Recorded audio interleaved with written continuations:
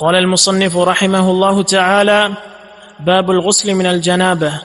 عن أبي هريرة رضي الله عنه أن النبي صلى الله عليه وسلم لقيه في بعض الطرق المدينة وهو جنب، قال: فانخنست منه فذهبت فاغتسلت ثم جئت، فقال: أين كنت يا أبا هريرة؟ قال: كنت جنبا فكرهت أن أجالسك وأنا على غير طهارة. فقال: سبحان الله، إن المسلم وفي الرواية المؤمن لا ينجس. باب الغسل من الجنابہ، غسل جنابت کا بیان۔ جو پہلی حدیث ہے اس کا عنوان یہ ہے کہ جو شخص جنوبی ہو، جس کو جنابت کا عارضہ لاحق ہو، چاہے وہ جنابت بذریعہ جماع ہو یا بذریعہ احتلام ہو، جس کو جنابت کا عارضہ لاحق ہو، اس شخص کے ساتھ ملنا جلنا، اس کے ساتھ بیٹھنا یا اس سے گفتگو کرنا، سلام دعا، ہاتھ ملانا، مصافحہ، ان کا کیا حکم؟ یہ جائز ہے یا نہیں؟ روایت ابو ہریرہ رضی اللہ عنہ کی ہے، فرماتے ہیں کہ ان النبی صلی اللہ علیہ وسلم لاقیہ فی بعض طرق المدینہ، کہ نبی صلی اللہ علیہ وسلم ابو ہریرہ کو ملے مدینہ کے کسی راستے میں، مدینہ منورہ کے کسی راستے میں نبی علیہ السلام ابو ہریرہ سے ملے، یعنی ابو ہریرہ بھی آ رہے تھے اور نبی علیہ السلام بھی آ رہے تھے، ملاقات ہو گئی۔ وہ جنوب، ابو ہریرہ جو تھے وہ جنوبی تھے، ان کو جنابت کا عارضہ لاحق تھا۔ اب ملاقات ہو گئی، نبی علیہ السلام سے مصافحہ ہوا۔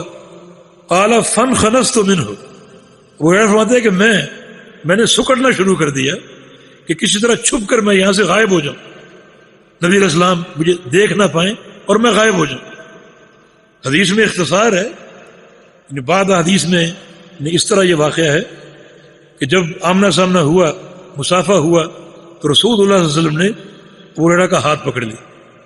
اب بھی ابو ہریرہ کو معلوم ہے کہ مجھے جنابت کا عارض ہے، ان پر یہ بڑا گناہ گزرا کہ نبی علیہ السلام کا مبارک ہاتھ، پاکیزہ ہاتھ میرے ہاتھ سے مس ہو رہے۔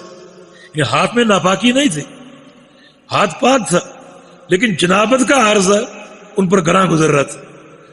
تو نبی علیہ السلام ان کا ہاتھ پکڑ لیا ادرائے شفقت اور ساتھ لے کے چل پڑے۔ پھر ایک مقام پر آ کے بیٹھے، ابو ہریرہ بھی بیٹھ گئے۔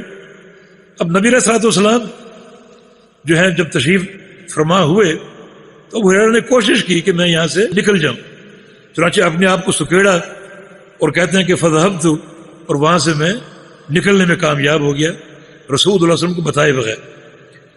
ثم فاغتسلت، میں نے غسل کیا، ثم جئت، پھر میں آیا، فقال، آپ صلی اللہ علیہ وسلم فرمایا کہ اینا کنت یا ابا ہریرہ، ابو ہریرہ کہاں گئے تھے؟ تو بتائے بغیر چلے گئے، کہاں چلے گئے تھے؟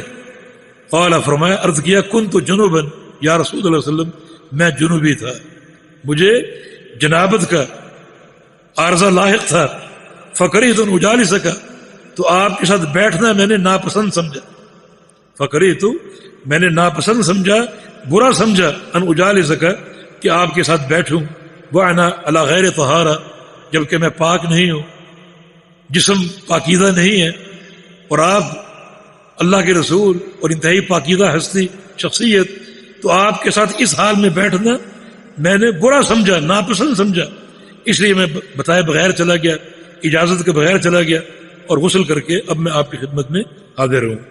فقال سبحان اللہ، آپ نے سبحان اللہ فرمایا۔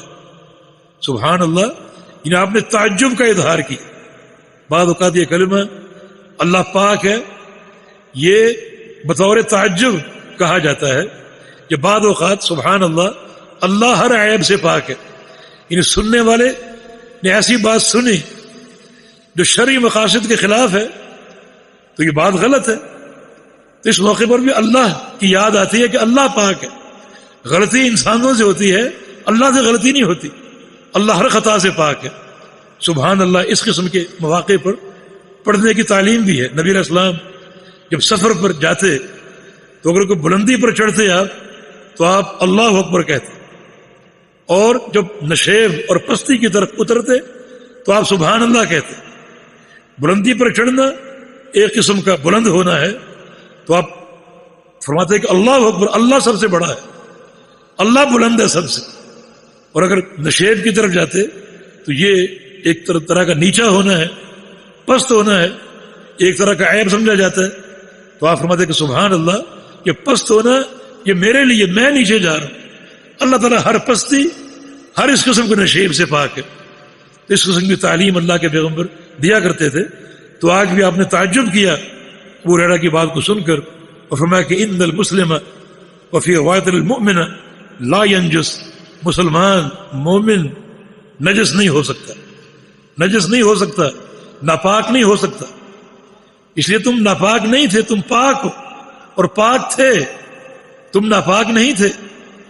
اصل بات یہ کہ مومن، اس کا عقیدہ توحید اس کی پاکیزگی کا باعث ہے، اس کی توحید، اس کا یہ دین فطرت پر قائم رہنا، یہ اس کی پاکیزگی، یہ پاکیزگی ہر ناپاکی پر غالب ہے۔ فرمایا کہ مومن ناپاک نہیں ہو سکتا، تم پاک تھے۔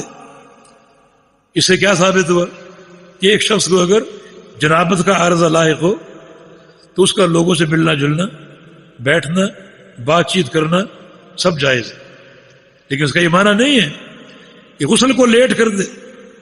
نبی علیہ السلام کا فرمان ہے جس گھر میں جنوبی ہو اس گھر میں فرشتے داخل نہیں ہوتے۔